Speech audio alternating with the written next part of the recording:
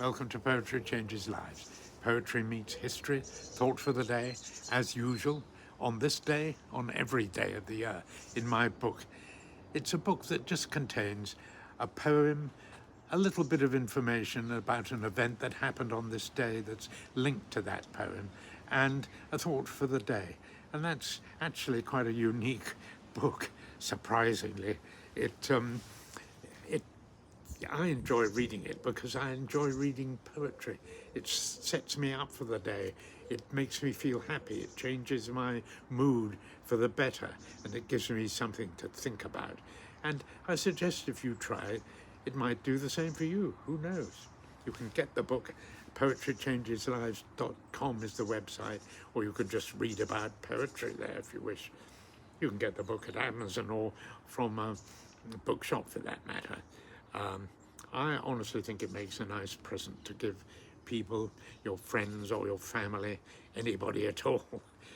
It's quite often difficult to think of a simple present to give somebody, and this could do the trick, you know.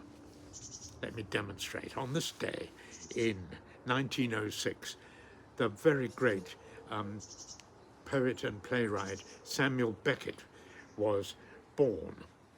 He was born in Ireland, but nevertheless, or not even nevertheless, he was born in Ireland, and he was, apart from being a very good writer, he was also a very good cricketer and played cricket for important teams, and is mentioned in Wisden, which any cricket lover will know is the absolute Bible of cricketing law and statistics and history.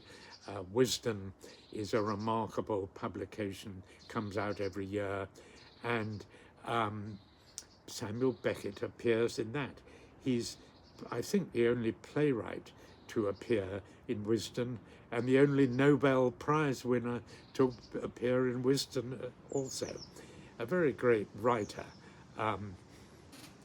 He is famous, of course, for his plays such as Waiting for Godot and Endgame, plays that are very, very minimalist. Waiting for Godot appeared in 1953, first appeared in Paris, where Beckett lived. He originally was in Paris really to help James Joyce. He acted as secretary to James Joyce, took down most of his work, such as Ulysses, in dictation, and turned it into manuscript for publication. He learnt a lot from James Joyce, of course, and went on to write great works himself. When Waiting for Godot appeared in 1953, it caused a sensation in France, England, and many other places as well, America. It was quite different from plays that had come before, just usually one or two people on the stage for long periods, simply not doing very much except talking to each other. As the critic Vivien Mercier wrote, Beckett has achieved a theoretical impossibility, a play in which nothing happens, and yet keeps audiences glued to their seats. And another critic famously said, in Beckett's play, nothing happens, except since it is in 2 acts, nothing happens twice. Well, Beckett wasn't worried about the critics at all, and he was a very well-educated man, much influenced by Greek tragedy apart from anything else, and he was a huge admirer of the likes of Sophocles, Euripides, and Aeschylus, the great Greek tragedians, writing 2,500 years before Beckett himself, of course. But in some ways, they shared a lot. Sophocles, for example, very simple plots, usually only 1 or 2 people talking, though, of course, they there was a chorus always in Greek tragedy. Sometimes Beckett used a single person coming into his plays as a form of chorus, a sort of commentator. But he certainly learnt and expanded on the ideas of the Greek tragedians, and the simple structure particularly he liked. He was very, very minimalist. And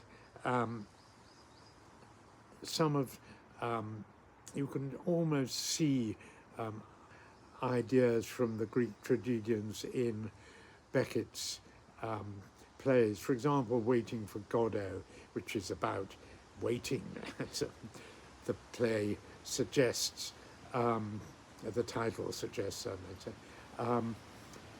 and really nothing happens except two people are standing, talking to each other, hopelessly waiting for the Godot, the person who's going to resolve their problems, to appear, but he never does appear.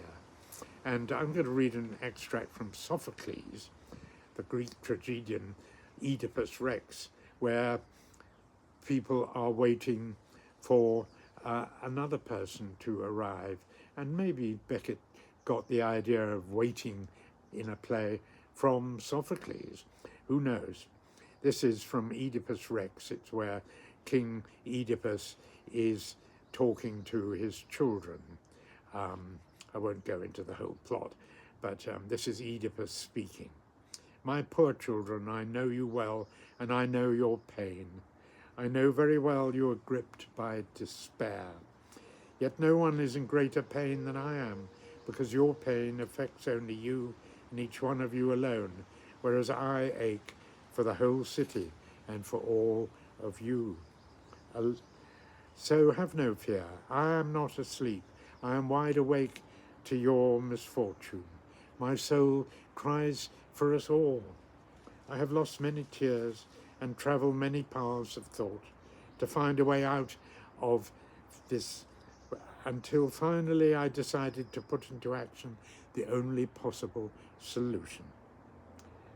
I have sent Creon, my wife's brother, Meneuchus' son, to Apollo's oracle at Delphi to ask what we should do to save our city, to find out what deed or what word should we do to say to save our country.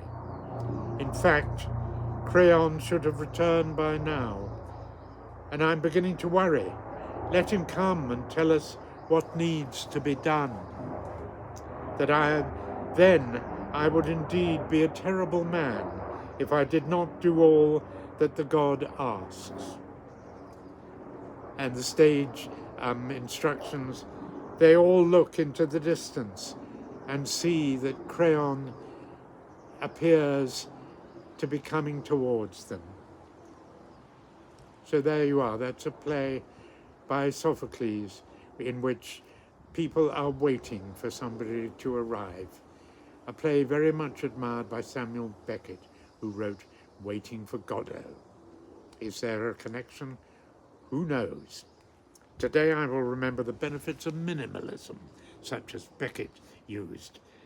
Although I will be careful not to miss the important things in life as well. I wish you a successful day and give you my thanks for listening to me. Thank you.